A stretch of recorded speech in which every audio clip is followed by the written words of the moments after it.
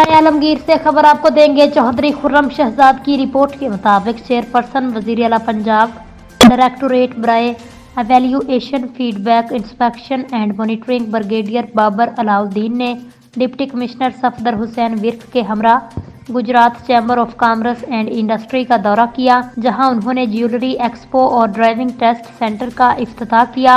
Deputy commissioner Safdar Hussain Virk, DPO Gujrat Mustansar Ata Bajwa, सदर chamber of commerce and industry Sikandar Ishfaq Raji, Haji नासर महमूद और दीगर इस मौका पर मौजूद थे। चेयरपर्सन ब्रिगेडियर बाबर अलाउद्दीन ने इस मौका पर गुफ्तगू करते हुए कहा, गुजरात गोल्डन ट्राई एंगल का हिस्सा है। यहाँ की इंडस्ट्री ज़र्रे मुबादला के हसूल में अहम किरदार अदा कर रही है।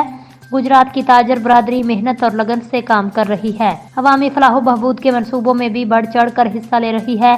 ज्वेलरी नुमाइश का इनेकाद Gujrat chamber of commerce and industry का एक बेहतरीन इकदाम है, जिससे मुकामी सनतकारों को फ़रोग मिलेगा। नुमाइशें कारोबार की तशहीर में अहम किरदार अदा करती हैं। चेयरपर्सन ने ज्वेलरी नुमाइश में लगाए गए मुख्तलिफ स्टॉल्स का दौरा किया, वहां रखे गए फन पारों का मुशाहिदा किया।